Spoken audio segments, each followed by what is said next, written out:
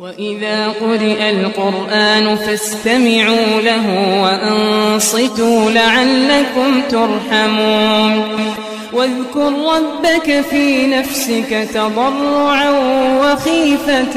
ودون الجهر من القول بالغدو والآصال ولا تكن من الغافلين. چې کله د جمعات مخې ته راشي که نه نو ماله ډېر افسوس راشي دلته به چې کوم دی میوزک تیز کړي هلکه مسلمانه ته خو مسلمان یې کم از کم د الله نه حیا وکړه یاره حیا وکړه د الله کور دی او ته دلته میوزک دومره تیز کړي دومره تیز کړي چې تا دغه الله د کور هغه عظمت او حرمت په عمال کې حالانکه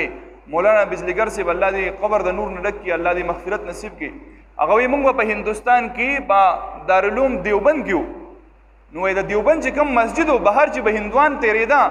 نو هندو دی مسجد نه مني هغه مندر مني الله نه مني هغه بت مني وایي هغوی چې به کله د مسجد مخې ته تېرېده نو زموږ د مسجد دا دیوالونه به یې ښکل کړه د مسجد دا دیوالونه به یې ښکل کړه نو یار اوس هغه هندو دی د مسجد دیوالونه ښکلی او ته مسلمان یې چې کله د جومات مخې ته راشې تیز یې کړې یاره لږ څه سړیتوب یې زده کړو چې بھائی د میوزک هم خپل ځي مونږ خلک میوزک هم نه پېژنو میوزک خلک د څه دپاره اوري زموږ د خلکو دا خیال دی چې دا میوزک د خلکو د تنګولو دپاره خلک اوري او ټیکټر والا چې دا ګانه لګولي که نه زه ته د حیران یم دا ټیکټر والا چې دا ګانه لګولي نو دا ټیکټر والا ګوري چې په خپله اوري که نه ځکه چې هغه ټیکټر خو دومره شور کوي چې څوک پکې خپله خبره نه اوري چې دې پکې دا میوزک څنګه اوري نو موږ لا به میوزک د دې دپاره اوري خلک اوري چې یاره ما له څه مزه راکړي او سرور راکړي حالانکې روح له خوشحالي ورکوو که نه خو موږ د روح په خوشحالۍ نه یو پوهه د روح خوشحالي دا د الله په اطاعت کې ده په قرآن اورېدو کې ده د قرآن په اورېدو کې ده او ته وایي زه میوزک اورم چې زه خوشحالېږم نو د دې خو پکې دقه هم نه حاصلی که نه دې خو صرف یې تیز لګولی دی پته نه چې پوهېږي پکې نه پوهېږي ریړه به چلی او د انډیا ګانې اوري نو هلکه ته په اردو پوهېږي دلته خو چې مولي صاحب درته معمولي یو خبره په اردو کې وکړي جو مړه مولي صاحب پکې ځان له وایس په ځان له پنجابي جوړ مونږ خو په اردو نه پوهېږو د مولي صاحب په بیان نه پوهېږي او په انډیا په ګانې باندې پوهېږي عجیبه سړی یو مې لیدو سیکل ورسره دی سیکل ماشاءالله ماشاءالله بھائی سیکل او په سیکل کې ځان ته پته نه څه شی پټ کړی او په هغې کې ګانه لګېدلې ده ما د دوست وګوره خدای پاک اوس سیکل او سړی په موټر کې ناست دی او ځان پسې شیشې خېجولې دي او میوزک غږی چې زه په سمجھ کې راځي چې یاره دوی ته خوند اخلي خو چې یو سړی په سیکل یې را روان کړی دی او میوزک یې ان کړی دی ځان ته پکې په MP3 د که څه شي هغه اواز تیزی دی پکې په سیکل کې لګولی و ما لکه دا شوقیان دی ښه او پوهېږي بې نه چې دا څه وایو او دا کم چې د پښتو دا ټپې اوري یا ګانې اوري نو دقه هلکانو ته خو زما دا درخواست دی چې د الله د رضا دپاره د پښتو ټپې او د ګانې مه اورئ د هغې وجه دا ده چې کله ته د پښتو ټپه یا ګانه اورې نو په دې کې زنانه یادېږي زنانه پکې یادی که نه یادی لکه نو دقه زنانه ستاسو په خپل کور کې هم دي